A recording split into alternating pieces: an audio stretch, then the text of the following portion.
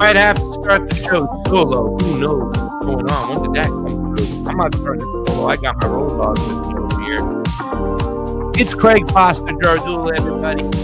It's the TruthWire. It's TruthWire time. Truth time, as we like to say. I am your host, Craig Pasta Jardula. Of course, with me, the co-host for today, Matt Weinglass from the Homeless Left. How you doing, Matt? Good, my friend. Good to be here. Start the week off strong. Getting in some good stuff this week. Try to stay positive through all the craziness as usual. How are you doing? Good. I'm kicking it. Getting better health-wise, that is, and still not out of the woods. Still got to do some things. Except I don't want to say this is going to get myself in trouble, especially if Mimi is watching. I made my mom some pasta yesterday, and I made myself like the gluten-free pasta, of course. But I had to taste my mom's pasta that I made for her because I made her the big rigatone. And something we call Italian Americans Sunday gravy. And the reason why we call it Sunday gravy, because it's usually a tradition. You get a big pot of red sauce, you braise all this meat, you stew all this meat in it, and you cook it slow and low like a gravy. It was fantastic yesterday, and I had a little bit of it. Very bad. Uh-oh. Very bad. I didn't have too much, but then I woke up at 3 o'clock in the morning and it was on my tongue. When it's on your tongue and it's in your brains, Matt, you got to go out there and you got to get into that kitchen and have some more. That happens. That does happen. It's the triggering those that dopamine response. Yes. It is dopamine, and I like to point that out is that because it's but if Mimi saw that, right, Dr. Mimi, she's like, why would you waste all that time of being on a diet when you can have something and get to flare your candida up just like that? So I'm only human. I'm Italian. I had a little pasta yesterday. I'm sorry. Even though I had the chickpea pasta, which was gluten-free. But anyways, I digress. There's a lot of things to talk about. The Knicks lost yesterday to the Heat, and that sucked because they started out 2-0 by beating the Celtics and the Cavaliers. But the reason why I'm mentioning it, Matt, is we had a show last week, and I kind of described what's going on. And a lot of people don't understand what's going on with the NBA scandal. Today, we will get your opinions on that. As you know, ladies and gentlemen, Matt Weinglass played basketball. It's the first thing I asked him when I met him. I was like, holy cow, Matt, do you play basketball? Remember? Oh, yeah. I better have. Otherwise, it'd be disappointing a lot of people that want to know about my basketball history. So, yes, no, it was me and my brother both had some good days. And obviously, high school was fun, and we did a year of college as well. So I know the NCAA a little bit, and kind of veered off from there. There's a moment you go, I don't think I'm going to make it in the NBA, so you got to start doing some other stuff. But I obviously never lost appreciation for the game. So yes, I'm looking forward to that discussion today for sure. So when I was young, I played in the 80-pound Boca Jets tackle football, and I was on the team where the kid got crippled on the field. Well, my mom grabbed me and pulled me off the field, then put me to flag tag football where you just pull the flags off, and I dominated those leagues. So going into high school, I was like, I'm going to go get a scholarship somewhere in football. But I'm a small guy. I mean, I'm 5'10", and even in my heydays in college, 225, 230, that's not enough to play tight end on the NCAA level. So my sophomore year, I realized maybe I should concentrate more on thespians and acting. Yeah. Well, that's yeah. Look, will Yeah. you notice where you're getting the playing time? That's what happened. So first year of college, I was like, well, I'm on the bench a lot in basketball, but in the theater, I was getting cast in all the. I was like, this is the stage, this is the court or whatever you call it. I'm getting the playing time, so that's so you tend to gravitate to the area where you're more needed or you can start to understand that as you get a little older and adulthood about where you should go versus where you want to be. But yeah, exactly. Yeah. Anyways, we're going to talk a lot about well, not a lot, but we'll talk about the NBA scandal. We'll kind of digress and get Matt's opinion on that. I'm sure he's got some things to say. He also lives in LA. Do you play poker at all? I have never played poker with you. Oh yeah, no, I'm certainly a poker player, and my brother is actually you guys should sit down because he's definitely a lot more serious of a player. But I've had my share of good games over the years. So yeah, certainly love the game. You know what we used to say about poker? The great thing about poker is everybody thinks they can play. Welcome to the show, everybody. Jayme CheeseSlice on the ones and twos is in the background. We're gonna talk a little bit about more things in general today. Get some opinions.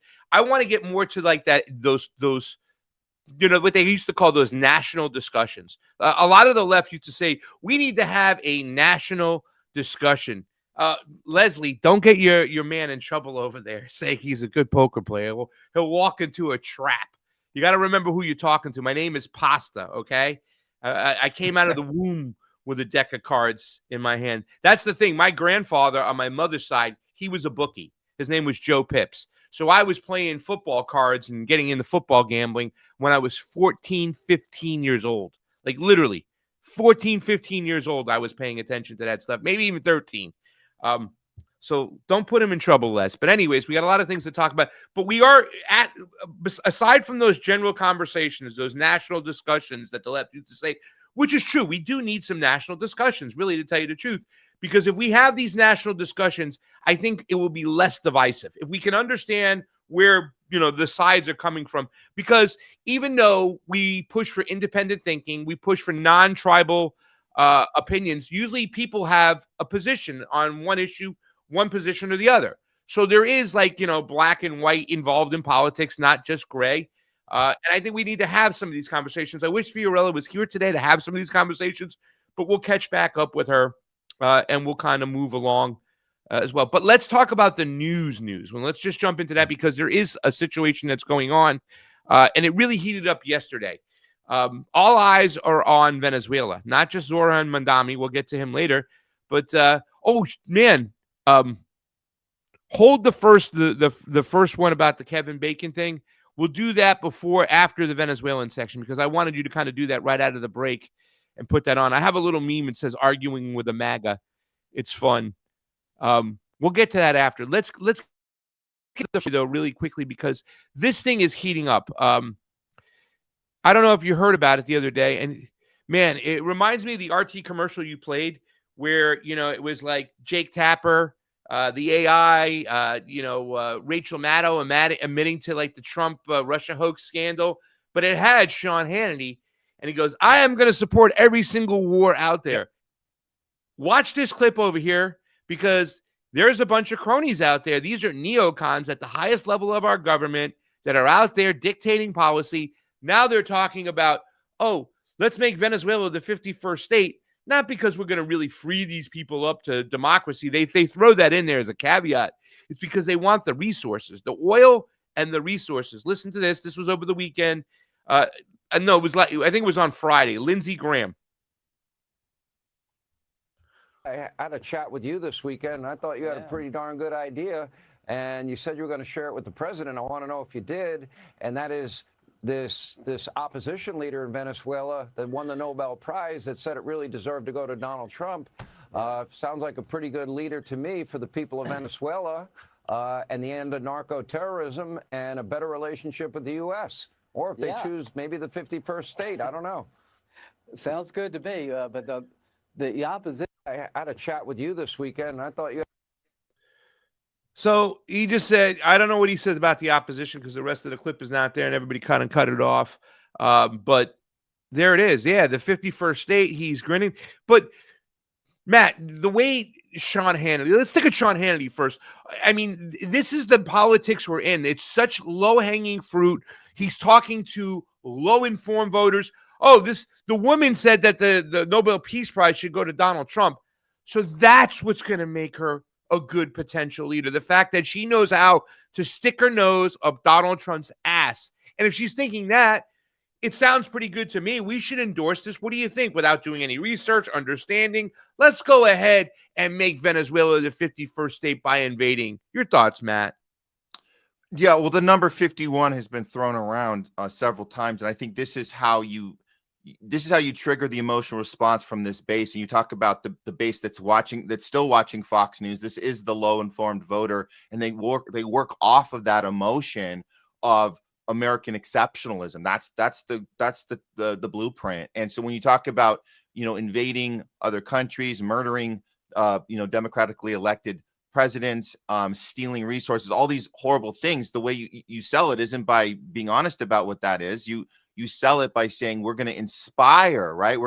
So this does go back to the war on terror and how, it's based on fear. But if you ask them, they're inspired. They're grinning. So you see that grin on Lindsey Graham's face, Sean Hannity. What they're grinning about is this idea. It's just an emotion. It's not real. This idea that we're going to inspire others to be like us. And that's where you get this 51st state idea. It's not real. They're not going to move on that. But it's a feeling of we forced our way on other people. And if they cooperate, then they can become part of us. And this is the old throw Bibles at Iraqis when we go and murder them. And we murdered a million Iraqis during the war in Iraq. And yet there was this idea that it was this positive thing we were doing, let's throw Bibles at them because they're going to become one of us. And by the way, if they don't agree, then we'll teach them a lesson. And then it's okay because we gave them a chance to be like us and to be that 51st state. But if they don't take it, we have no problem mowing them down. And that's how you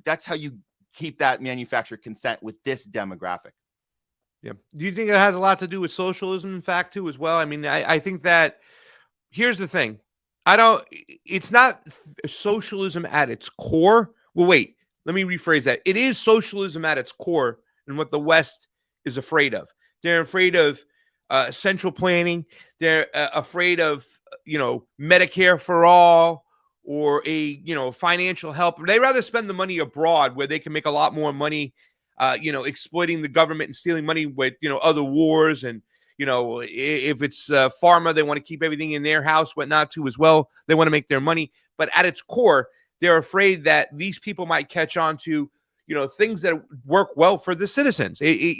Medicare for all works good in Honduras and Nicaragua and all these other countries. It works better in Venezuela than it does over here.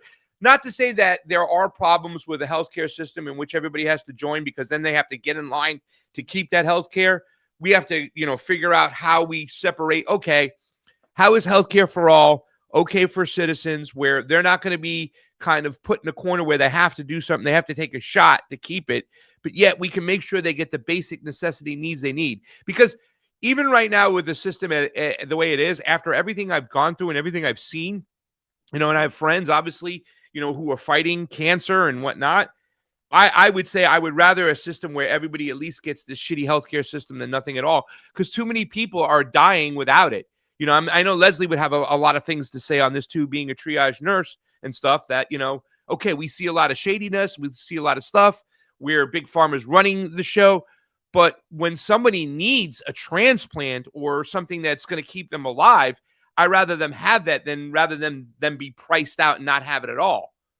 Yeah, well, we figured out one way they can get it. All they have to do is just show their 100% devotion to Israel, and they can go over there and take a Palestinian's home and then get free health care, and they can be first in line for transplants. That's something we can definitely do for a foreign occupying force if you want to join that. But here, yes, you're absolutely right. We're not even giving people access. And I'm with you on that, Craig. I think that the fact that we can't even give access to a shitty system is really a telltale sign that we are willing to deprive people of something so obvious that you just want to at least be as good as Canada. And Canada's really bad, but we're worse than that. We're not even giving people an opportunity to have the access before we even talk about the corruption of the system itself. So they would rather leave people out to dry and not even let them in the door, because by letting them in the door, you're getting one step closer to what you're saying, the socialism boogeyman that's hiding in everyone's closet, and especially this Fox News audience. We're one step closer if people actually have access. So we have to keep that access away from them and drive this American exceptionalism narrative as long as we possibly can, right into the ground as the empire falls. And it seems like they want to plug you into anything that the insurance company's money is guaranteed, right? And I'm saying, okay, let's get on these big Western medications and whatnot, for the situation for COVID, okay, if they can get you insurance and they can get you on remdesivir, cool. But ivermectin, they're not going to pay for that. You go fucking pay for it yourself, and they're going to cut it off. In fact, they're going to make it so that you have to do this other stuff. You can't do that over there, because there's no money in it for them. And that's a shame. And right now, like the big doses of ivermectin that cancer patients are needing when they go into functional medicine, where they're saying, okay, let's get you some ivermectin and fenben, because not only does it just kill parasites, it's repairing the cells in a positive way. It's going after the negative cells. And that's what we need to do. Well, it's like, if you don't have the money for it, right, the insurance is not going to cover it. They're like, fuck no, I'm not covering that shit. You know what I'm saying? So it's like you have to have the big pharma's form of healthcare, and that sucks. And I think that's what they also fear more than anything. The Western leaders, is they see countries like, Venezuela and Cuba, and even though they're poor, their citizens are not homeless and their citizens have healthcare, and they don't want Americans thinking that they deserve that either. So that's part of the reason, not just the oil and the minerals they want to go after there. They want to make sure they demonize their way. Nothing for the citizens. We're not going to spend any money on you. We're not going to spend any money on your health care. We're not going to spend any money on your infrastructure. We're not going to spend any money on your education. We're going to spend money on wars and going around and expanding the empire because it's more profitable to us, you stupid idiot. So fight your fucking neighbor instead of looking at us. So here comes a culture war fucking subject that we can throw at you, that you guys will take the red meat and start fighting each other. I mean, we thought, and you mentioned ivermectin, and we thought COVID was going to be the big moment where they were going to have to at least give people access, right? I mean, you could still have your corruption and we fought against the mandates. We knew that was a big problem, obviously, and just so there's corruption within that system. But the fact that during COVID they still didn't give people access, that's insane. And you talk about these Latin American countries. You talk about, I mean, we knew that Mexico and El Salvador, we know that these were countries that were getting people actual treatment for their immune system during COVID, and they were able to get these free packages, these healthcare packages that included all these items that we were deprived of here. Isn't that interesting, right? That these Latin American countries had access to ivermectin and the obvious stuff, the vitamin D and the vitamin C and the zinc and all the stuff that actually helped your immune system and got you back to health. And guess what? They got to reopen and go get back to normal. While we in California here, we were in a second lockdown by mid-2021, which is pretty insane because it was like, what are we doing? So I think COVID was the revealing moment for us where we're like, wow, even when the entire system fails, we still won't give people access because we got to hold on to that American exceptionalism. Capitalism reigns, and beware of socialism, communism. They're the boogeyman that's going to come get you. Yeah. I think it was a very lost opportunity too, as well, to realize what's going on with the ruling class, the global elitists, whatever, when it came to COVID. Because there was a friend of mine who asked me in Mexico when she was finally starting to come around to understand what was happening. She goes, "Was this just another one of their ploys when it came to the vaccine and COVID itself?" Because at that time she'd finally realized that it was released, or it got out of it was a bioweapon. It wasn't something that happened naturally from bad soup. She goes, "Was this another fucking ploy to kill a bunch of black and brown people?" I said, "Listen, a lot of the systems and what you've seen as a social justice warrior, a real one that goes out to these other countries, you see where they kind of pit the white people against the brown people, right? You know what I'm saying? And it's about killing the indigenous and brown and black people. This is something that you have to understand, where the elites showed you that they don't care about anybody, because in this particular situation, what Steve would always say from AM Wake Up, Whitey had to go because the white people were the most vulnerable. They're the ones who participated. White people believed what their doctor in a white coat told them. The people who are most hesitant, black men, right? Because they did their studying. They saw what happened in Tuskegee a long time ago. But this showed you that we're all useless eaters in the face of the elites. It was mostly white people who were old, whatnot, and a lot of these elites didn't want to pay for their health care, didn't want to pay for their pensions. So just kill them off. And the white people took it, bait, hook, line, and sinker. And that's something where they should have come together, where where a lot of black people should have said, you see, they don't care about you either. Don't think they do, because a lot of white people got fooled to think that they were the chosen race, and that's why they go along with it. That's why they subconsciously say, this is a white Christian nation over here. We got to protect it. We're being invaded. The Islamists are coming. They're taking this country, Matt. And so are the socialists. What's going on in Venezuela right here? This is breaking news. This came out a couple hours ago, less than 24 hours ago. And this is something big. This is from Casachuan News. Camila Escalante is Casachuan News. She is awesome. I've been in Nicaragua with her. I've been in Brazil with her. I've been in Honduras with her. She does amazing work. She was just on Kim Iverson the other day. Let's get to the article.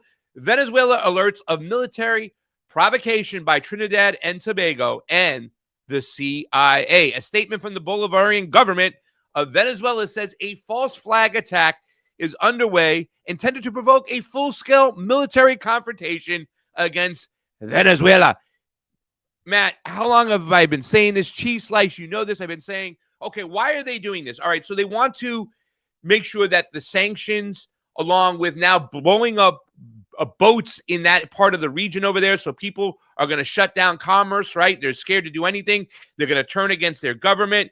You got Maria Corina Machado getting the Nobel Peace Prize. They're going to go full scale. It didn't work in the last election. They thought they could. They thought there was an avenue. They thought they sweat the country so much that they would turn against its leaders, and they had enough people to pull through and get rid of Maduro and the Chavistas. It didn't work. So now they're on through the next phase. It says right under the picture, through the vice presidency, the Bolivarian government of Venezuela has denounced a military provocation by Trinidad and Tobago in coordination with the CIA aimed at provoking a war in the Caribbean. Below is the statement published on Sunday, October 26, 2025. Now pay attention, because this gets really, really fucking juicy. The Bolivarian Republic of Venezuela denounces the international community the dangerous execution of the military exercises by the government of Trinidad and Tobago between 26th and the 30th of this month under the coordination, financing, and the control of these United States Southern Command, and action that constitute a hostile provocation against Venezuela and a serious threat to Caribbean peace. So they're going to do some what they called exercises, right? Like what did I put in the title over there? I said they're going to do exercises, AKA war games, right? Like, you know what I'm saying? We're just doing exercises. No, you're doing fucking war games over here. Venezuela reports that it captured a mercenary group with direct information from the U.S. intelligence agency and the CIA, and has determined that a false flag attack is underway from the waters bordering Trinidad and Tobago, or from Trinidadian and Venezuelan territory, intended to provoke a full-scale military confrontation against our country. This is from the letter from the Venezuelan foreign ministry. The plan action clearly invokes the provocations of the USS Maine and the Gulf of Tonkin, which led to a war against Spain to seize Cuba in 1898, and the U.S. Congress's authorization to engage in endless war against Vietnam in 1964, respectively, wars from which the United States was defeated by the Vietnamese people after facing incalculable destruction and tragic human losses. The government of Prime Minister Kamala Persad, Kamla, I don't want to say Kamala, Persad Bizarar, I can't even say it, has renounced the sovereignty of Trinidad and Tobago to act as a military colony subordinated to U.S. hegemonic interests, turning its territory into an American aircraft carrier for war across the Caribbean against Venezuela, against Colombia, and against all of South America. By aligning with Washington's militarist agenda, the president not only seeks to attack Venezuela, a country that has always maintained a policy of energy cooperation, mutual respect, and Caribbean integration, and break our historic bonds of brotherhood, but also violates the charter of the United Nations, the proclamation of the Latin American and Caribbean as a zone of peace approved by CELAC, and principles of CARICOM, which protect all Caribbean peoples. These are not defensive exercises. This is a colonial military aggression operation aimed at turning the Caribbean into a space for lethal violence and U.S. imperial domination. The submissive and treacherous policy against the constitutional principles of Trinidad and Tobago has ultimately harmed the Trinidadian people themselves. Innocent fishermen have been victims of extrajudicial executions in the Caribbean Sea, revealing the repressive and criminal nature of the current government, which shoots its own people under the call to kill them all and celebrates the summary execution of Trinidadians while opening its doors to foreign killer troops. Venezuela does not accept threats from these united vassals, U.S. vassals governments, will not be intimidated by military exercises of war crimes. The Bolivarian National Armed Forces will remain alert and mobilized in perfect popular military police unity in the face of grave provocation. Our Republican heir to Bolivar and Chavez, Hugo Chavez, will always defend its sovereignty, its territorial integrity, and its right to live in peace against foreign enemies and their vassals. This is some crazy stuff. If it is true that they have intercepted some mercenaries, and they've been grabbing these mercenaries left and right because they've been doing this for so long, guys, right? So Venezuela is caught on. They understand how to battle this. They've been in the trenches for a long time, right? Hugo Chavez to Nicolas Maduro. Matt, your thoughts on what you're seeing right away. Does it not seem imminent that a war with Venezuela is on the table and on the books for the Trump administration, a full-scale maybe invasion? But also, if it does happen, I think this will make Vietnam look like child's play because these people are armed, waiting, and ready. So this is the closest we have come to full-out war in this region with Venezuela. But when we look at the track record, and you mentioned the previous attempts, and we know, throughout Chavez's administration, throughout Maduro's, we know all of the different attempts to stage coups, these assassination attempts that have gone poorly, buying off the other generals in their, in the administrations of Chavez and of Maduro. Every single one of these have failed, every one of them. And even more recently, you have this $50 million bounty on Maduro's head. There are plenty of situations where we've done this in other countries where it's been way easier to do this. You can buy these people off. You can put the price on the head. We saw what happened to Gaddafi back. We know this. We know how you take down a leader and you turn people against them, and then you make an example out of them. Why is that? Have we not been able to do that against Maduro? Again, I'm saying this is the closest we've come for full engagement. But the fact that this thing leaked, and this looks real. This leaked. I think they're going to have to re-strategize again. I think the fact that this information is out there now, that this thing was being planned, they're going to have to reconsider another approach. So I don't see it happening in the next week here, but they're not going to give up. They're going to keep at this. But you have to give credit to Maduro's presidency and the people he's around, and just the will of the Venezuelan people, and like the fact that they are going to hold their ground at all costs. It's quite remarkable. And that he surrounded himself with people he can trust, clearly, or he would have been gone long ago. So here we are. They're trying every single angle in this. The drugs, we talk about the what was they tried to make this about the drugs coming in here in our country. We're talking about this, he was illegally put into the presidency. Every single angle you can possibly imagine, other than the fact that we want their oil, which they say out loud all the time. So we need to understand that. So really it's about, can you manufacture enough consent for this? Do you need to actually stage a false flag event like was in this memo? They might have to reconsider and try again. But I think Maduro's going to be around a little bit longer before this thing completely blows up. Well, there's some interesting points you made there. You said, number one, that you think they're going to have to reconfigure. I don't think so, because it reminds me of what's his name? Who's the guy they blamed for blowing up the Twin Towers? Osama bin Laden, determined to attack. It's already out there.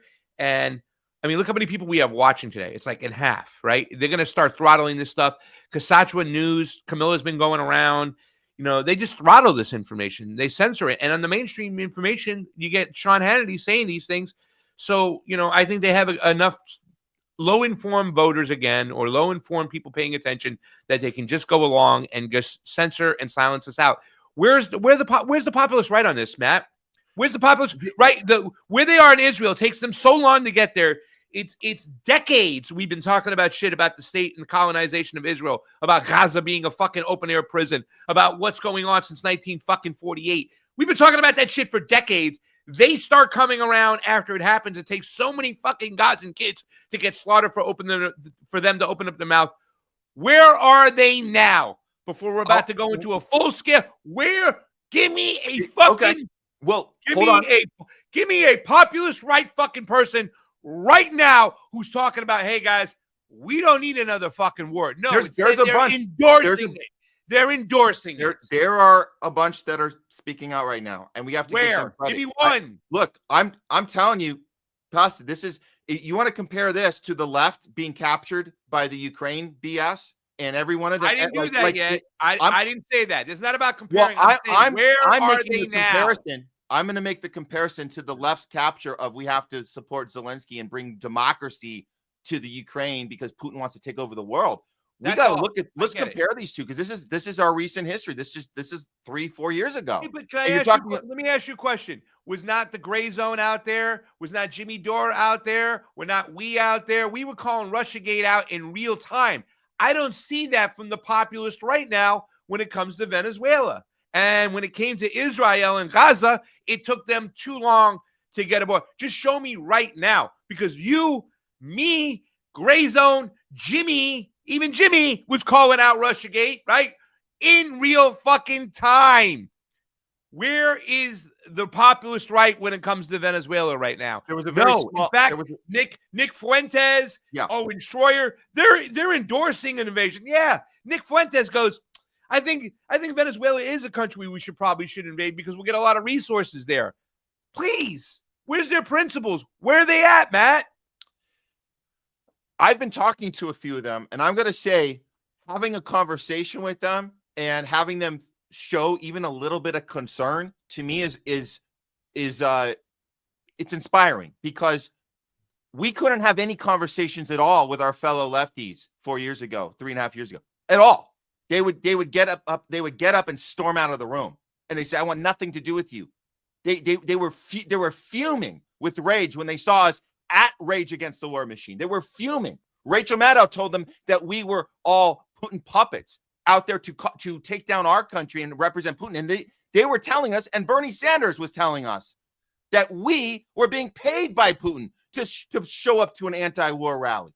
So I got to say, at least the conservatives, at least they're willing to have a conversation right now. A lot of them are confused. So I say, rather than saying, why aren't you as far along as we are? Why can't you do it as fast as we do it? Why don't we at least be inspired that they're willing to have the conversation? I'm inspired. We can talk about this. We say, hey, you guys, does this look a little familiar? Does this feel like 2002 all over again? We're gonna attack first, ask questions later. This whole we gotta get them over there so they don't come over here. Preemptive strikes. They know those talking points, and they are confused right now. Some of them are, but you're right.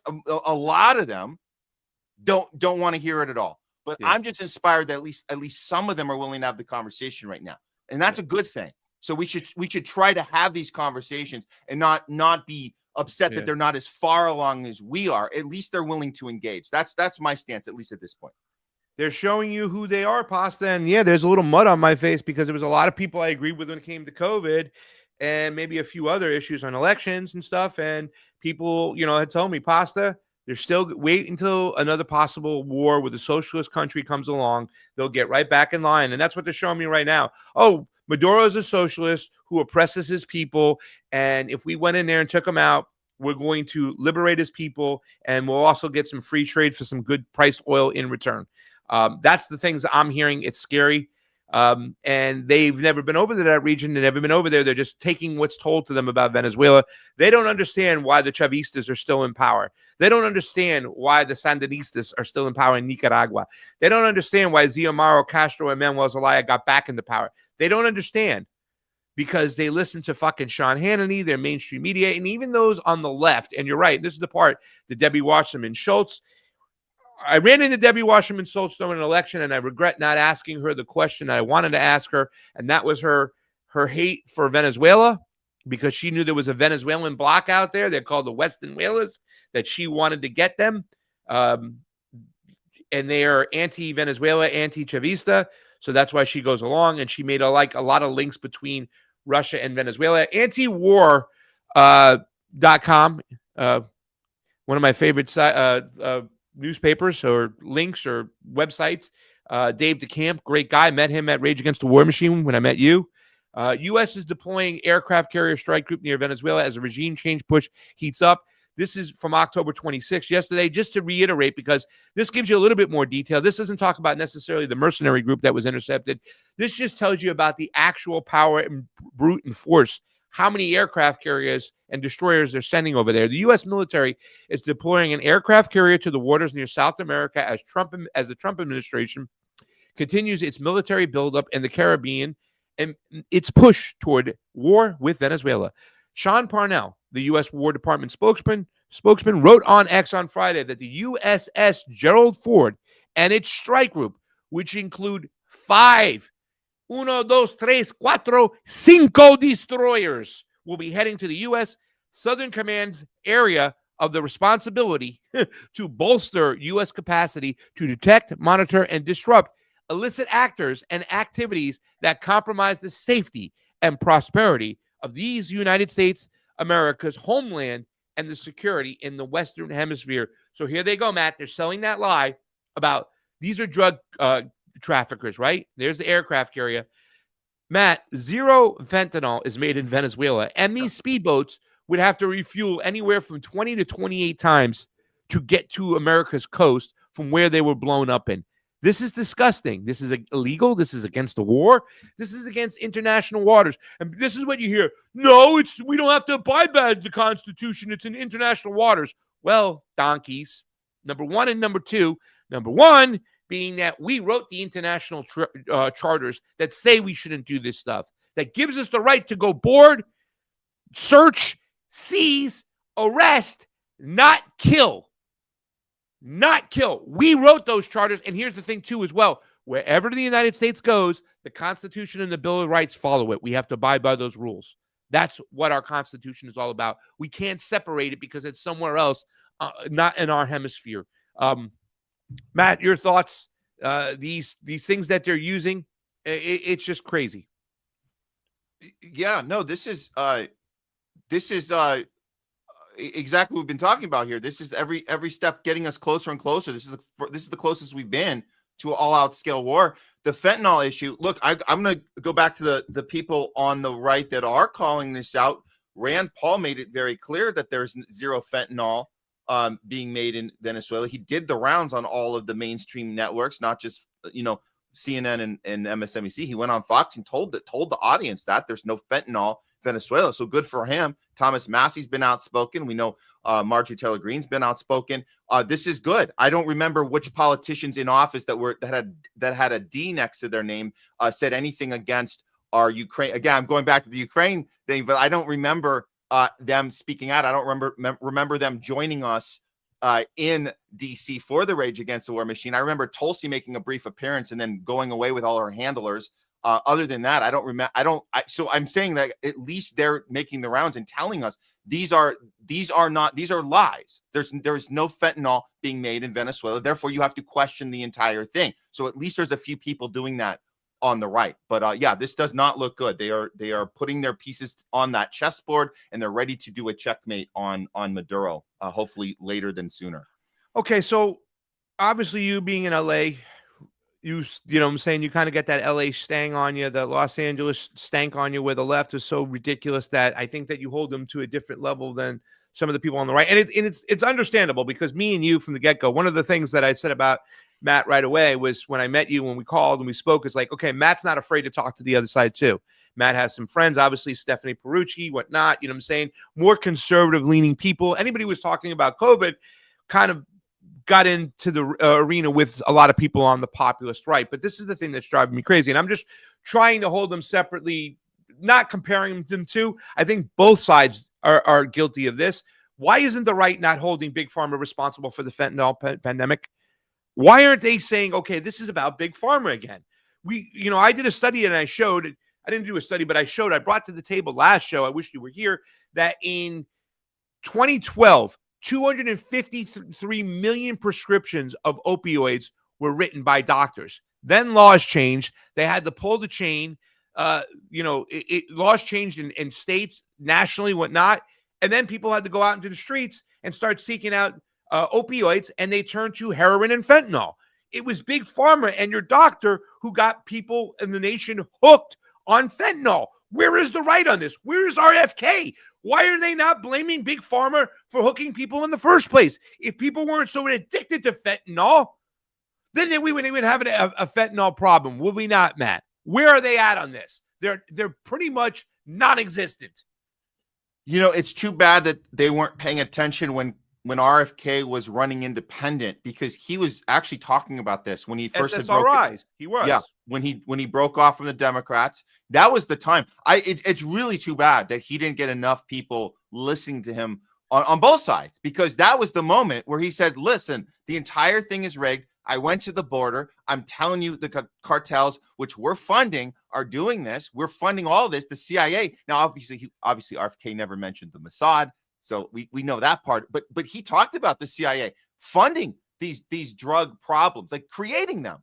You go back to the 80s. You know that the crack cocaine was put into the impoverished areas right here in Southern California. We knew that was done on purpose to get people hooked. So yes, this conversation was being started in an independent arena, but that arena, that was a very short-lived thing, because as soon as RFK gets out, he goes under the Trump team and he stops talking about, he's still talking about the border, but not in the way that we needed to be talking about it. And now like you said, you have the right wing who was really big on holding Big Pharma accountable during COVID. They don't see the correlation here, and there is no mouthpiece that is continuing this conversation. It was a very short-lived thing. Will the Democrats ever pay attention? No, because their champions, their AOCs and their Bernies and their Elizabeth Warrens are too busy defending Big Pharma at all costs. At any waking moment of their freaking lives, they're talking about defend Big Pharma in our system that we have, while we pretend to take on the oligarchy. So we know how bad they are. So again, between the two, and I don't want to say lesser of two evils, but I do have to say, I will say this again, Craig, at least the people on the right are willing to have a conversation. I do see a lot of them are confused. A lot of them don't know what's going on, but we can bring these points up with them, and they're not going to get up and walk out of the room. That's what I'm saying. And that's coming from here in LA, where we do have a significant more of these, Bernies and AOCs, and like we're going to stick it to Trump, and King Trump's going to be dethroned. We have way more of those people here, but out of the handful of the right wingers that are here, they are not storming out of the room. They want to talk about this. And as a whole, as a group of people, as voters, as you're absolutely right. I think they have thicker skin. They're willing to have a conversation. Even when they repeat all the propaganda from the right, they'll still not, And I was having a conversation the other day, and I was with a guy, and I kept on saying, man, you're repeating all the propaganda. And I'm like, I'm sorry if I'm offending you. He's like, no, we can agree to disagree. I'm cool with it. You know what I'm saying? And I was going pretty hard at him. You're right. The left, they're way more, oh my God, and they'll leave. But what I'm talking about is independent media. We had a group of us on the left, your show's name, the homeless left. We were willing to go homeless. We were willing to walk out of the building and say, fuck it, I'll live on the streets rather than live in this tent with you. That's not existent on the right. And if it is, we're not hearing it. It's being silenced. It's being shadow banned. Maybe we should look for it and stuff. But I don't see it existing on the right the way it did on the left. And what I'm saying is that there was the independent media on the left that was willing to break away and walk away and say, we're not going to, we don't need to vote for you. We're not going to vote blue no matter who. We're not going to play the lesser of two evils games. I don't see that on the right. I see that on the right. I see people saying, okay, oh God, Donald Trump's doing this and that. He's terrible. I wish he would shut his mouth, but they'll still vote for him at the end of the day. That's the biggest difference. Well, That's what I see. But we'll get to that, especially in the next section. Let's stay on this. I want to show you something really quickly. Hold that thought. Sure. This is a map. Okay, this is a map from the Club of Rome in 1930. Right? They're 100% planning to do this. And we talked about this before. I just want to reiterate: the right image is a 1930s map of it says Technate of America, right? And there it is. You can see it goes all the way down through South and Central America. It gets Venezuela and Colombia, who Donald Trump is also saber rattling with now. It gets Canada. He's talked about it. It gets Greenland, and it becomes the Gulf of America. So everything that we hear Donald Trump talking about right now, it almost seems like, okay, we're going to help Israel with their colonization project over there, and then we're going to pay attention to our colonization project. We're going to get all of Canada. We'll make it one state. We're going to get Greenland. We're going to conquer the rest of South and Central America and get in parts of, Colombia and Venezuela. I don't know what they plan to get Mexico, but this isn't that far-fetched when you look at this over here, and you see that, Matt. Maybe they had this plan all along, and it's just a time of acceleration. Now is the time to grab it before everybody wakes up. It seems like it has been in the docket for all these decades, and it makes you question. We know that history is the history books are written by the winners, right? And so you go back and go, what if Nazi Germany had won? What would be in those history books? You would have this plan. They'd be, look what we stopped. Look what we stopped. They were going to take over the entire. So this plan was in effect. So because we quote unquote won, we have to maintain this image of good guy. NATO NATO exists to stop other people from taking over the planet. Meanwhile, we're doing all of our nefarious deeds through all these decades ever since. So yes, I believe this was on the table the whole time. And what better vehicle than Trump and to be the face of this operation, because he's the guy that can be so blatantly obvious in his verbiage, in his tweeting, and he just says these things, and Fox News is repeating it, and that's why we keep hearing 51st state, 51st state. Well, soon enough, we're going to be talking about 52nd, 53rd, because we might be one at a time heading to this plan, which sounds like it's been in the works since the 30s. Yeah.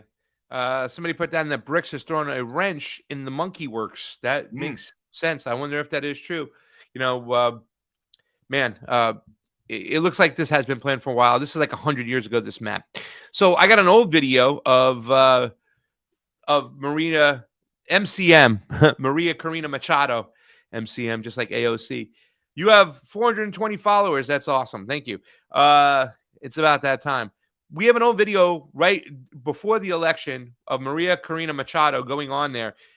At this point, Matt, I think that the puppets around South America, the ones that some people would call gusanos, the ones who are loyal to the empire, the ones who want to kind of do the dirty work of the West, they understand that loyalty to Israel is loyalty to America and vice versa. Loyalty to America is loyalty to Israel. Here's Maria Corina Machado before the election several months ago telling, is this the right one? No, you got the one. Get the one right before this.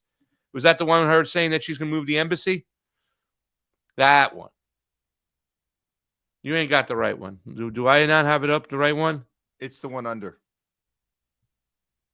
I think I put up the wrong ones. Yeah, the one I have. Hold on, let me go get it. I got to put up the wrong one. It's the wrong one. I put the wrong ones up. Really quickly, go ahead, Matt. I'm going to get this.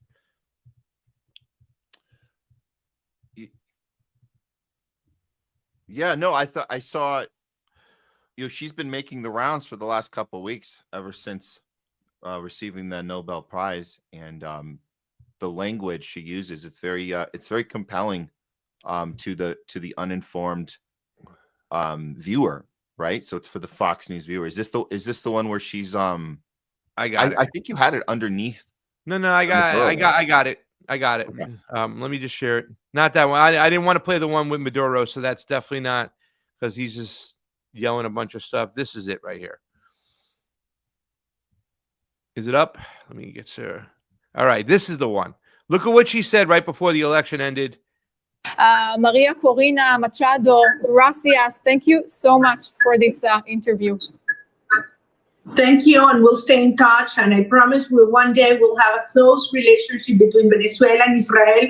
And I believe, and I can announce this, that our government will move our Israeli embassy to Jerusalem. That will be part of our support to the state of Israel. Wow, in God's will. Thank you so much. Thank you. Maria Corina Machado. There she is, promising once we win this election, we're going to move the embassy to Jerusalem. That was on an Israeli news channel right before the election. You know what I'm saying? Who gives a damn? And that's the thing. I was arguing with some people. Jayme, you would appreciate this. I was arguing with some friends of Mimi, and he was like, "Oh no, these South American countries, their Zio followers are going to go along." I'm like, no, the Maduro and the Chavistas are pro-Palestinian. They curse Israel for what they've been doing. It's the opposition that wants to be pro-Israel and get in there and move the embassy to Jerusalem. But that was right before the election several months ago. I just want to remind people that the puppets of the United States understand that loyalty to Israel is loyalty to America and vice versa, Matt. Oh yeah, no, this is this is just clearly the plan, and as the interviewer says, God's will.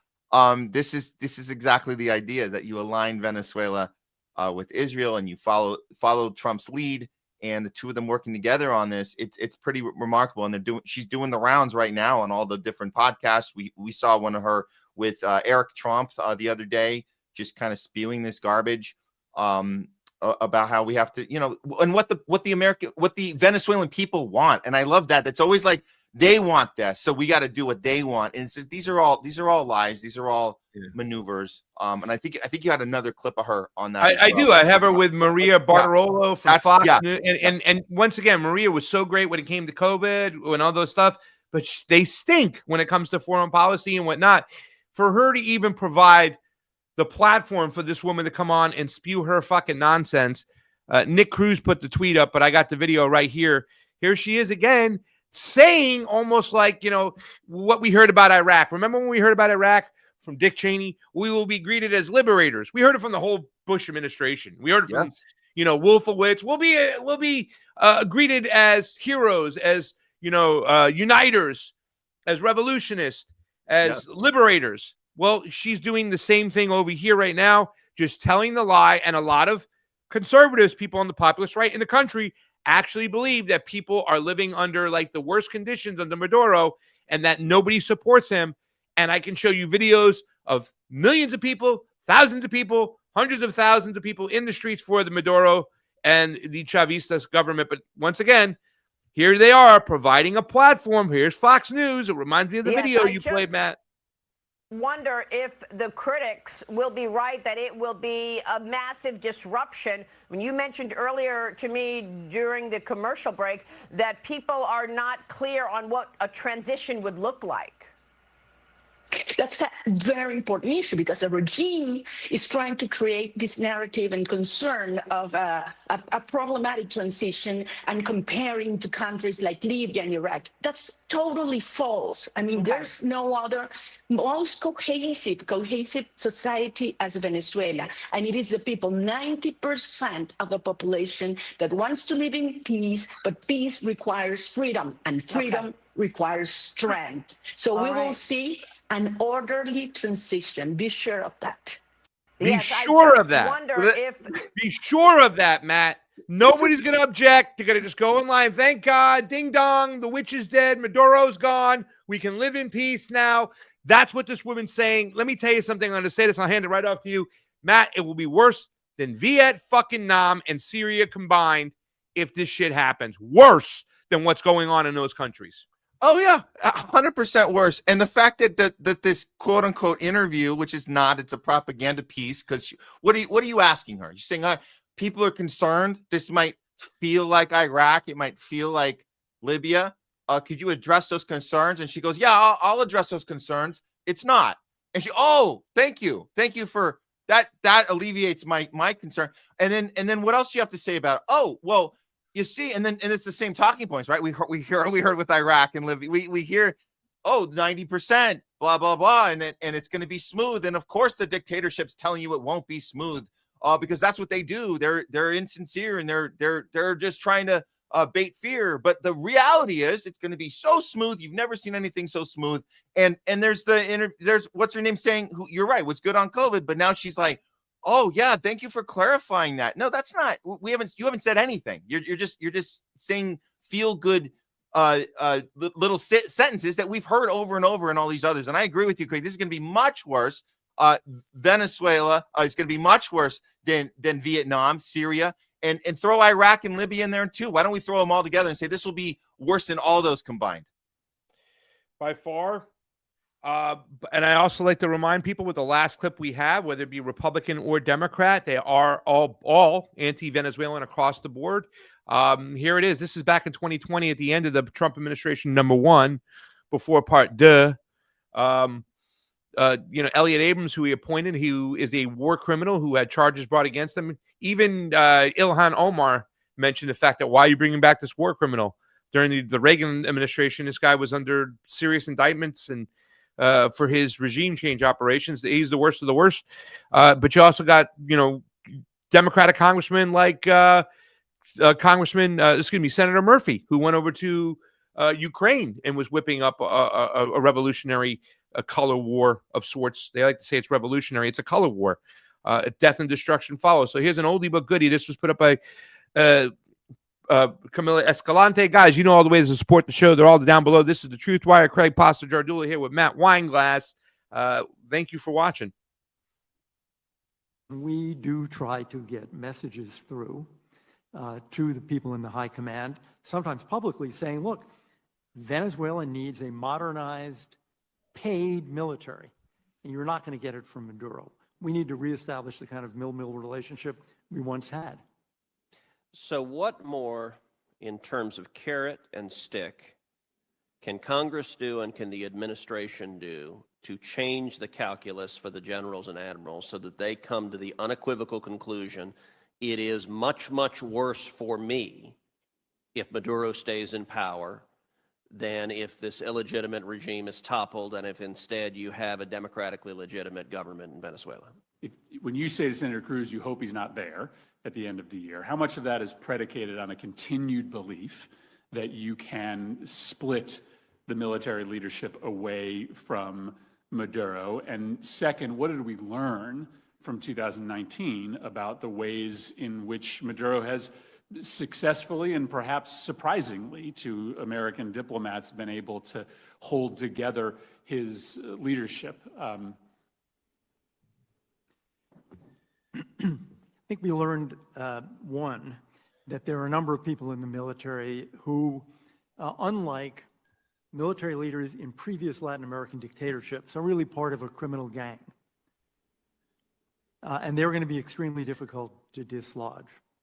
I think we learned that a lot of people in the military are concerned about the question of guarantees and an amnesty and want to hear about it more quickly. I think we learned that they want more of a sense of what happens after Maduro, which is one of the reasons we put forward the framework to show here's how we see it playing out. I think we learned that we need to keep trying to reach out to military leaders in every possible way, directly, indirectly, in public, to get our messages across. And we try to do that. Southcom, for example, tries to do that in their communications as well. There you go. They're trying to pay off the Venezuelan generals and whatnot.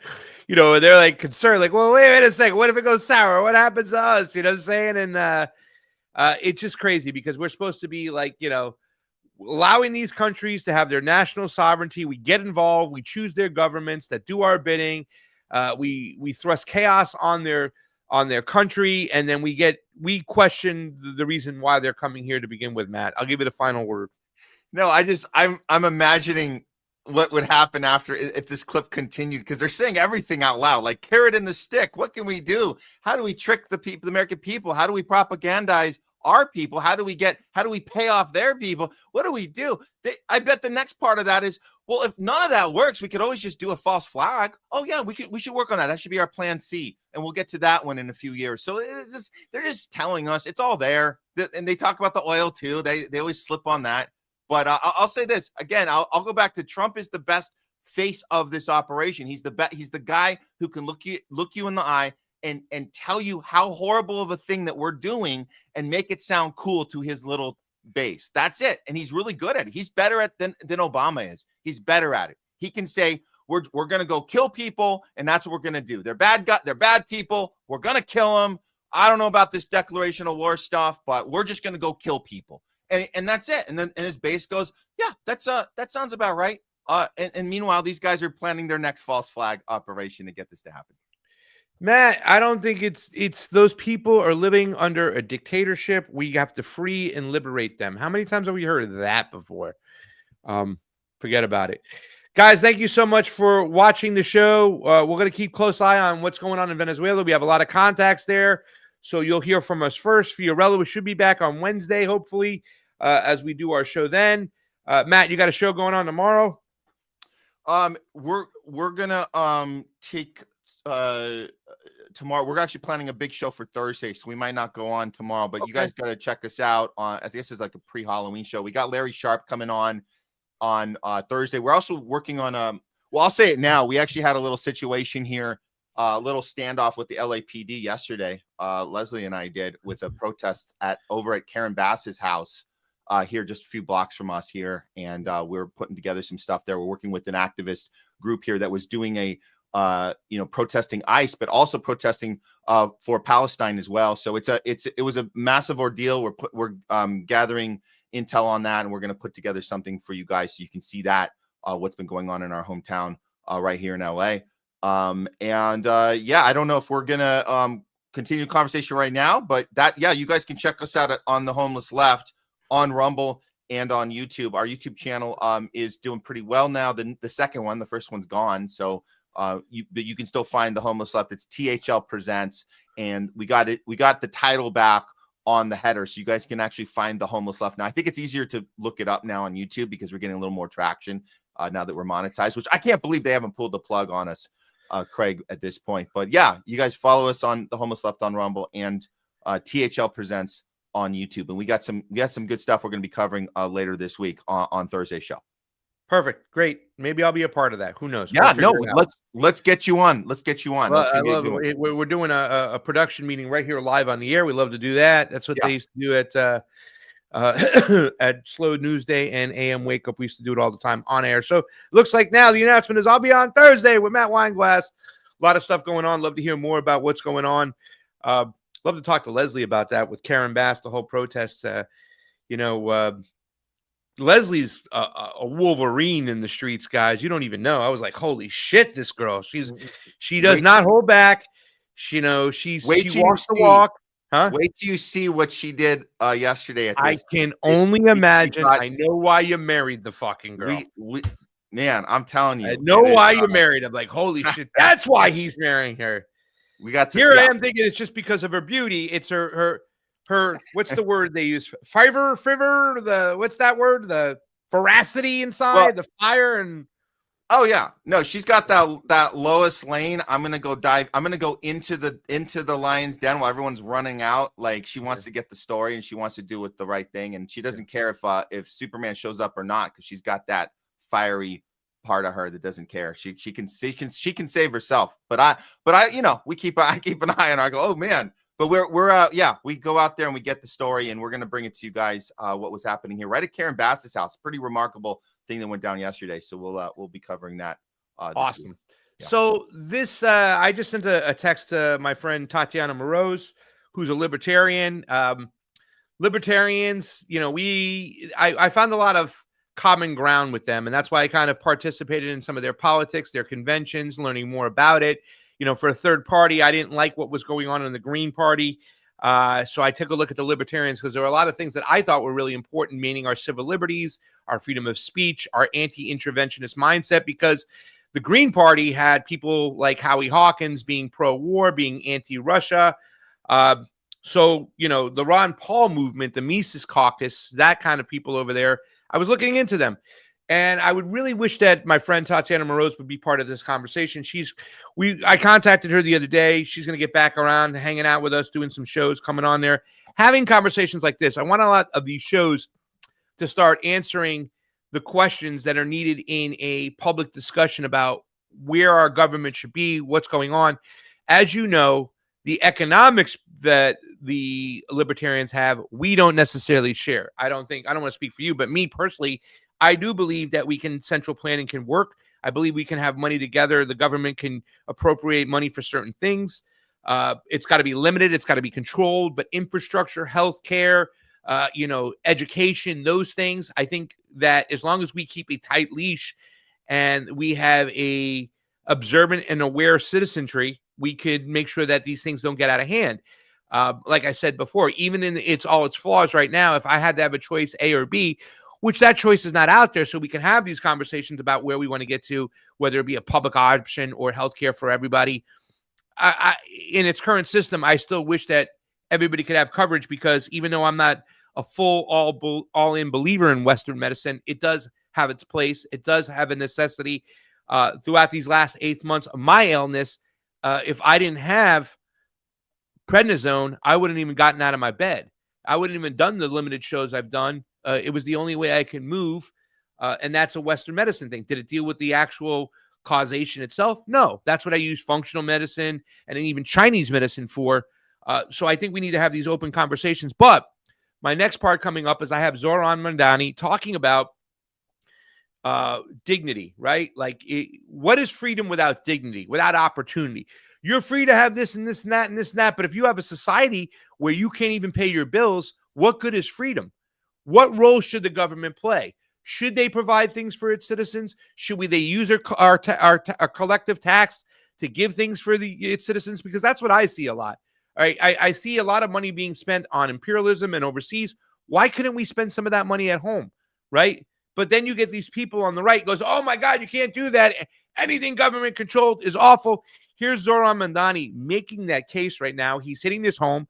He's speaking cryptically about freedom, versus dignity. Take a look. Take a listen. We'll make our city one where every person who calls it home can live a dignified life. No New Yorker should ever be priced out of anything they need to survive. And we believe then, we believe today, we will believe tomorrow that it is government's job to deliver that dignity. Dignity, my friends, is another way of saying freedom. We'll make our Did you hear that last part? Dignity is a way of saying freedom, Matt. Of saying freedom. Mm-hmm. Okay, that is big right there.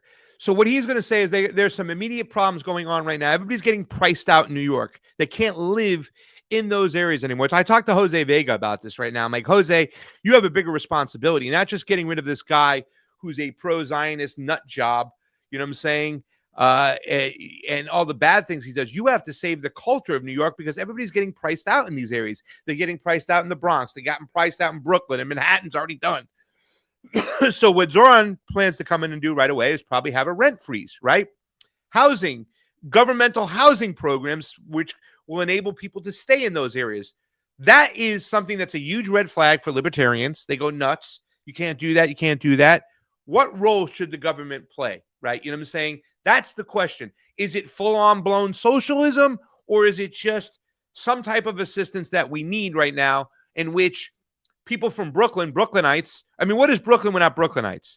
It's all people moving into these areas now that never lived there. There was all the culture is being stripped and is being thrown away. Same thing in the Bronx, same thing in Manhattan, same thing in Queens. Long Island is Long Island, right? So they got a lot of money there. They've always had that. A lot of Italians moved out there years ago and whatnot. But what role should the government play, Matt? Because that's a big question right here. Like I said, if Tatiana Moroz, my friend, hopefully she's watching, if she was here right now, she'd be like, that socialist shit, no good. Government shouldn't be doing that. Your thoughts, what role should the government play?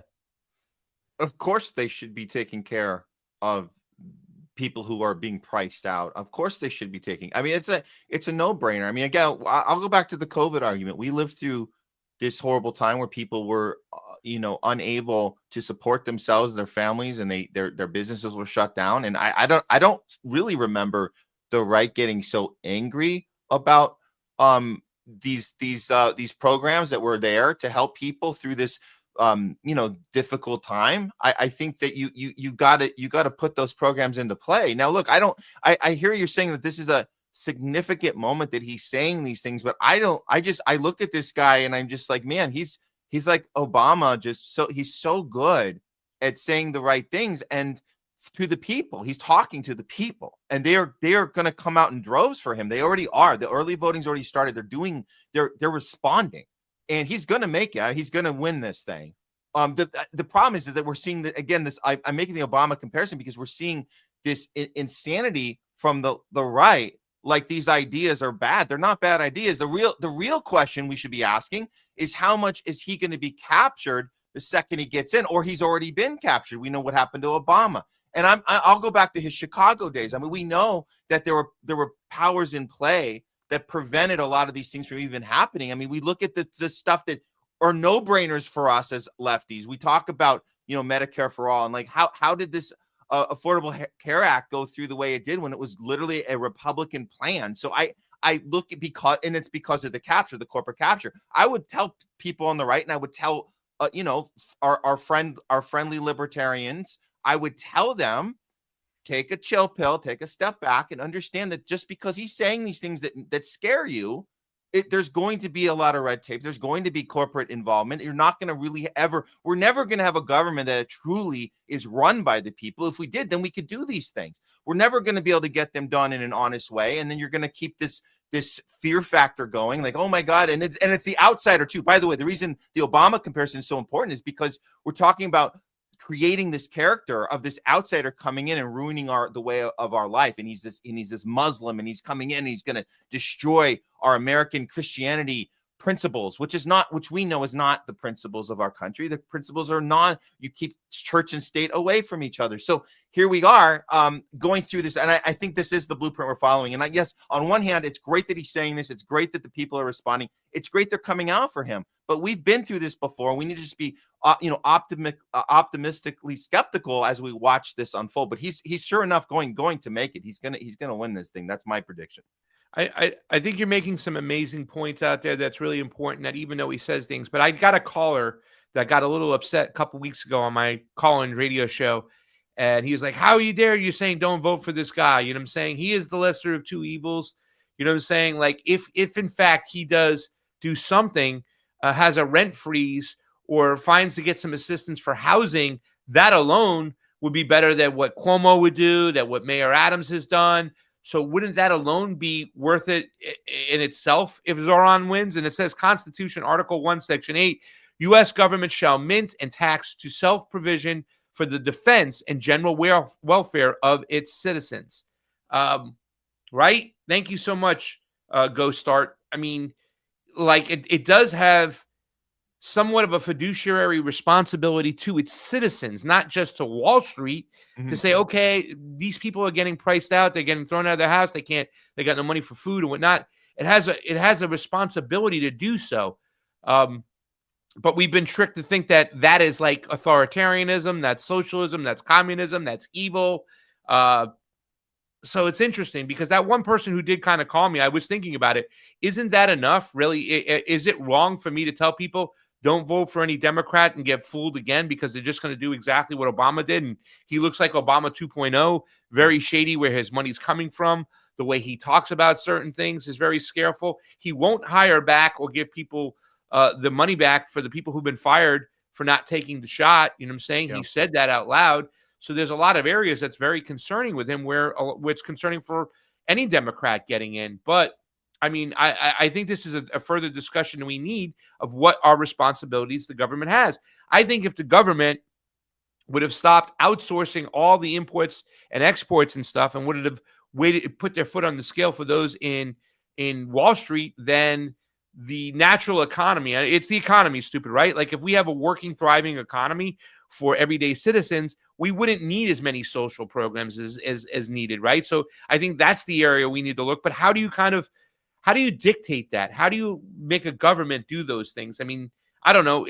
For me, I think a lot of libertarians don't get a lot of credit because they want to defang the government and they don't want to have monopolies and they don't want to allow the government to protect all these big corporations. They want to take away their liability. So that in itself, might be a solution. But I don't know, Matt, how do we obtain this? And, how do we even have discussions about this? Because for a lot of libertarians, their economics are all or nothing.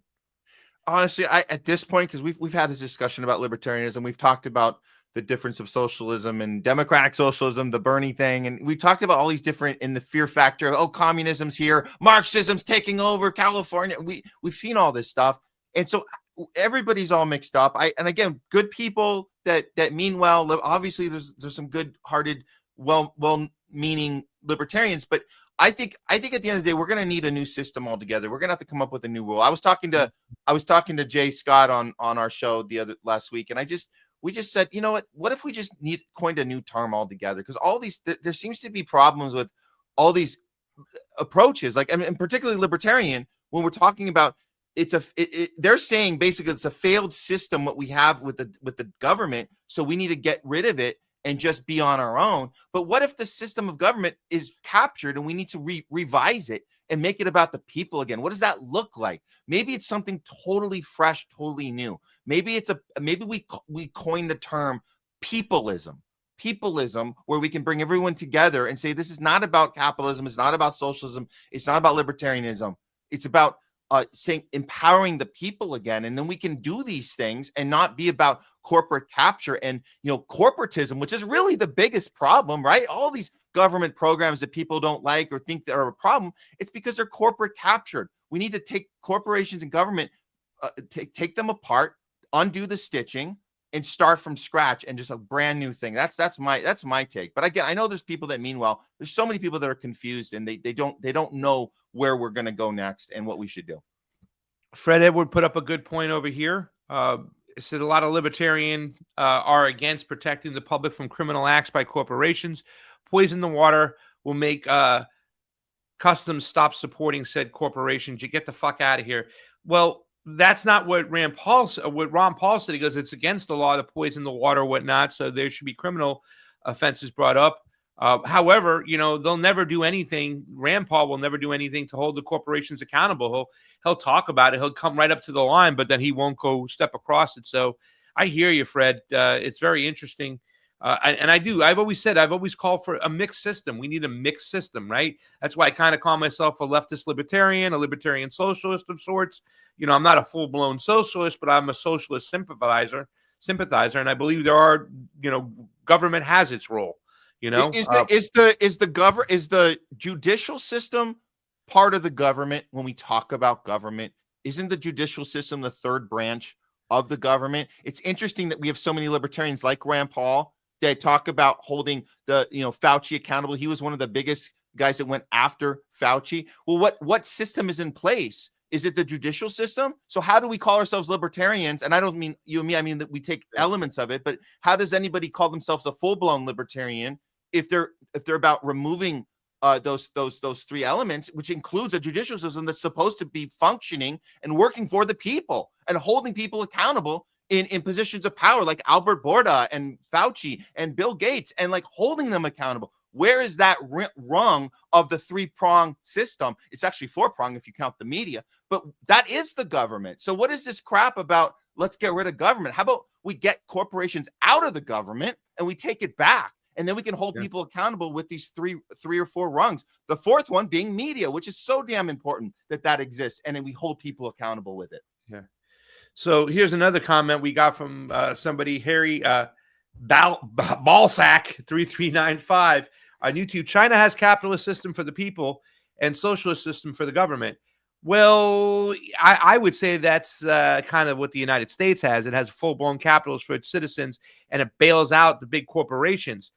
China, they've actually have a lot of socialist entities that help a lot of Chinese citizens, including making sure they had a good economy to lift them out of dire poverty. So I would say that you have that's the United States you're talking about. And once again, they have a floor. They have protection for its citizens. So they have a certain standard of life. And since they've completely, industrialized, a lot of poor people have been moved out of extreme poverty in China. And that's why I guess they stand behind their government so much. Now, I do want to point this out, Matt, because I have this over here right now. Because I pointed out Zohran talking about, dignity is freedom. And that's something we talk about. Oh, you have this freedom, but you can't even pay your bills. What good is that fucking freedom when you have no dignity? And he's using that. This is something he's also weaponizing too, which is going to get us into our next part of our topic, whatnot, because there's a lot of talk about a lot of conservatives, a lot of populists, right? A lot of the voices that are strong, they believe in a pro-Christian society.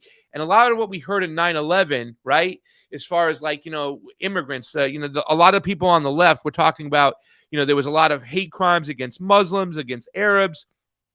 Well, here's Zohran Mamdani weaponizing this whole situation and these crocodile tears out here. Listen to this. I want to speak to the memory of my aunt,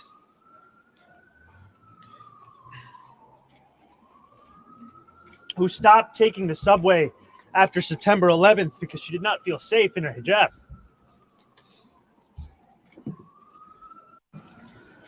I want to speak to the memory of my aunt. It's repeating. Yeah, I know. Yeah. Who stopped taking the subway after September 11th because she did not feel safe in her hijab. All right, you can stop it. Right? It's me. I got to stop it, right? So,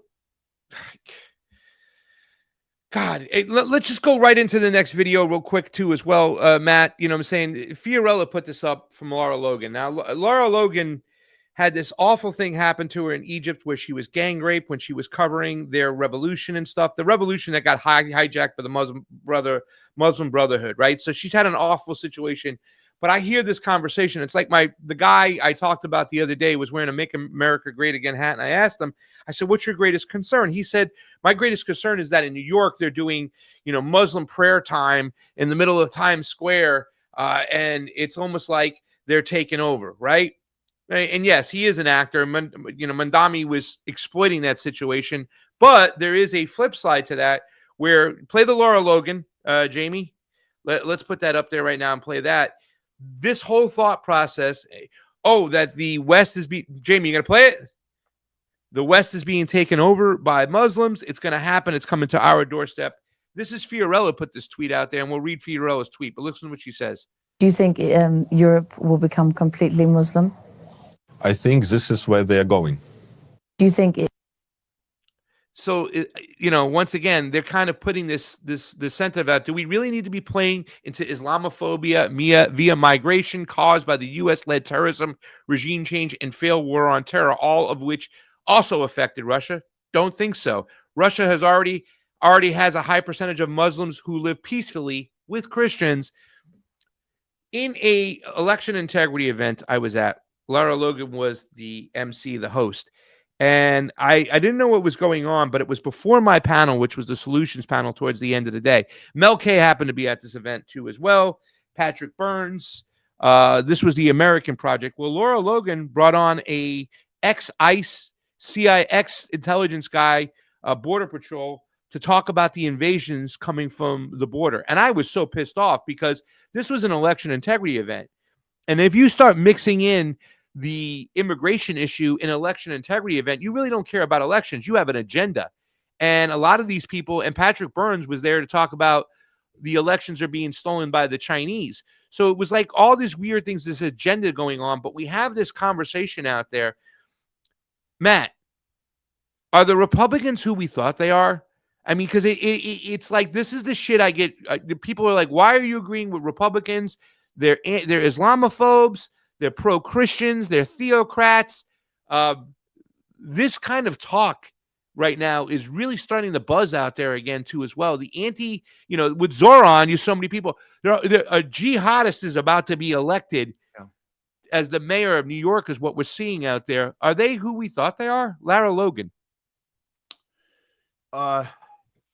Every time we do tend to get overly optimistic when we do align on certain things with these with these people that every once in a while get something right, but at the end of the day, this is how they are wired, and it's tragic. It's tragic that we can't have an honest discussion about the problems with New York and the problems with California, and it always comes back to, well, it's Muslim takeover, it's China's influence, it's Antifa, it's radical lefty communism, Marxism is coming, Marxism is here.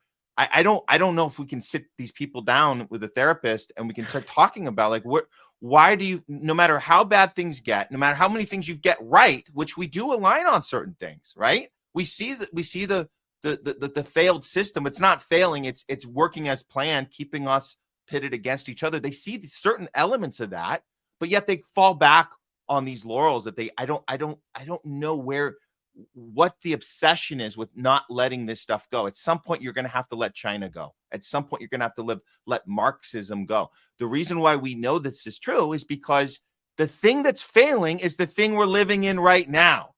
The thing that we're corrupted with is the thing that we actually have a paper trail to show you. We can show you Israel's capture. It's not the politicians that get elected are forced to go to China and pray on the Great Wall of China.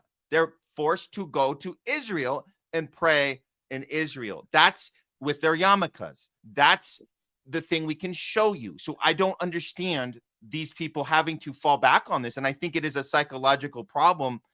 Because if they let that go, I think what happens, Craig, is if you let that part go, you have to reinvent your entire ideology from scratch. And you can't do that, especially in these last several years where we have opened our eyes to so much. I think they're trying to fall back on this thing that they just refuse to ever let go. And that is, this Islamophobia, as Fee points out. This is the thing they cannot let go. They can't let Marxism's taking us over. China's taking us over. They can't let it go. But maybe they can if they sat on a couch and talked to a highly credentialed professional. I don't know. That's my take. Here's real Angie Christ. Republicans are all sorts of different people. Stop stereotyping. I would say the majority of them have are Islamophobes. I really would. And I'm so sorry, Angie, if I'm being out of line, out of pocket here and stuff like that. But I see this stuff coming back. And once again, we're talking about the independent media again. You know what I'm saying? You know how many times I've said soft with so many different people, and I get it. They go, maybe you might not call them a jihad, but there's a lot of concern that too many Muslims are coming over here. Like I said, the one guy I spoke to, he was like, I'm concerned about the prayer going on in New York. I think this is something that comes on. They're able to manufacture a lot of consent from the populist right to go along with these wars because of the Islamophobia. So I do apologize, Angie, and I want to just make you part of the discussion. If you have anything else to say, please drop it in the chat. Hopefully you're still there. Hope you didn't get out of there, but I do still see so much of this. And this was the criticisms I got from people on the left who said, nope, you can't talk to these people on the right because they're always going to digress back to, once again, where our Christianity is under attack, our capitalism and our freedom is under attack. Here comes the Marxist. Here comes the socialist. Here comes China. Here comes the Islam. We have to stop this. So I do apologize if I've offended you in any way, but I do see too much of this here, and it's concerning right now because, like Matt said, even if we got them with a therapist, one of my favorite memes, by the way, from the left, from the people with the Russia stuff, was, are the Russians in the room with us right now? Like that meme, like they're sitting down and whatnot, because they were infatuated with it. So, both sides has its issues. But the thing I'm sad about is that there's too much of the right doing this shit again. And seeing Laura Logan talk about this shit pissed me off because I like Laura. I really do. But, she's much better than Laura Loomer.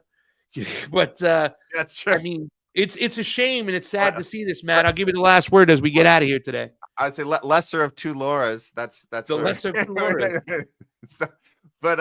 No, this is an ongoing discussion. I think that as long as they're not getting up out of their chair, having a fit and storming out the door, there's hope. There's hope if they're willing to have a conversation with us. And I feel that they are. And so we should just take our time and have that, we got to bring that ability to have, play the long game with them and have patience and plant these seeds. And I think at some point we'll be able to have an aha moment with them about the entire system. that the whole thing is not just failing. It's actually working for the very few that are puppeteering us against each other. And it's not China we have to be afraid of. It's not, Islam is taking over Christianity. If you have a problem with Christianity being challenged, and feeling like it's being taken from you, why don't you just go watch a clip of Ben Shapiro telling you that how much he cares about Christianity? So there's little moments that we can have reveals with them, and they might pay attention and they might plant that seed. But again, it's an ongoing discussion, and we got to bring the patience and resilience if we want to, win this ultimate war at the end of the day. Katie Kane, 5247, says being so triggered by seeing someone practice a different religion as a result of the fear-mongering by the mainstream media. I would say our elected officials back that up too as well. You know what I'm saying? You got people like Senator Kennedy when he talks about the Iranians. These are people who want to drink the blood of Americans from boots and scream death to American. They should be wiped off the face of the earth. I mean, so the mainstream media is working in continuity with our government to make sure they put these talking points out there. And unfortunately, there are a lot of small-minded people out there that still play this role. And the populist right, unfortunately, I think has been taken over by that mindset and that talking point. We see it, we're full circle now, full circle. So many things have exposed, the populist right. And like I said, mainly when it comes to the independent media side of it, that's where I'm most concerned. Where's the small independent pocket of independent media populist right that would mirror what the populist left did, what we did? How we did, we got ostracized by the Democrats and the Democratic Party for our voices and our opinions, but we still had the balls and the guts to say it. You know what I'm saying? So there's an open lane. There's an open lane right now for the homeless right. If anyone wants to take it on, you guys got it. Go for it, and we'll align with you. Go for it. Take it. The homeless right's available. All right, so I should be back on Wednesday with Fiorella on the TruthWire, and Wednesday night, of course, I have my drive time show on WBAI. It's a call-in show. It's really exciting. You can join along. Please do so. It's at WBAI.org. You can go over there and get all the information. The show is called Drive Time, Wednesdays, 4 p.m. Eastern, 212-209-2877. If you clip this part out, you can write that number down, 212-209-2877 if you want to call in, or if you just want to listen. It's a fascinating show. We have great conversations, people calling in from all different parts of the political spectrum. A lot of people have still been calling in saying you got to vote for Democrats. They're the lesser of two evils, that Trump is a king. We need to get rid of him. The question I posed to a truck driver who was driving down one of the New York roads. He was driving down from Maine into New York, and he teaches in the South Bronx. But he was saying you got to vote out Donald Trump because otherwise our democracy will be gone. You know what I'm saying? I asked him, I said, give me one point of policy, one area of policy in which the Democrats are better than the Republicans. He could not answer the question. These are the conversations we have going on that show. Thursday, the homeless Matt Weinglass will be doing his show. I will be on. So we'll have that going on. And of course, we'll round up the week of TruthWire on Friday as well. Got a lot of guests in the queue. A lot of people I'll be calling. I want to thank Matt for sticking by and helping me out while I was sick this whole year. I'm getting much better, and I hope to be coming out Diana Ross style. I'm coming out all excited, energetic, and getting some work done because we'll still be here plugging it no matter what's going on. Matt, any final words for the crowd out there before we go? Yes. Thursday's going to be a great show. Pastor, coming on. You know what we're going to do because we don't want to leave people hanging on this one. We will have the NBA discussion on Thursday. Oh, shit. We're going to do it. We're going to do it on Homeless Love. Can you give us one little quick plug about what you think? What I think is there's more to the story beyond the illegal gambling. We're talking about a rigged sport that there's a massive amount of evidence against, even though you make a great point. And I want to look at the FBI is obviously an entity we cannot trust at all. And whatsoever, we cannot trust the FBI. However, there's something going on here in the world of sports, and we need to take an honest look at it. And if they're the FBI we can't trust, you guys are gonna have to put your trust in us because we're gonna do the best we can at going down those rabbit holes and seeing what's been going on right in front of our faces this entire time that we haven't really been paying attention to. You're talking about illegal rigging as far as prop bets are concerned. We're talking about rigging the actual games, rigging the actual games. Well, the whole thing is that an individual can rig their stat line and not the game itself. Charles Barkley said it's almost impossible to fix a game in basketball, but a prop bet, which is a bet for an individual person, like the over-under for Matt to score points in this game is 6.5, 4 rebounds. You can bet he'll get more rebounds or less rebounds, more points or less points. That's something where the individual can fix.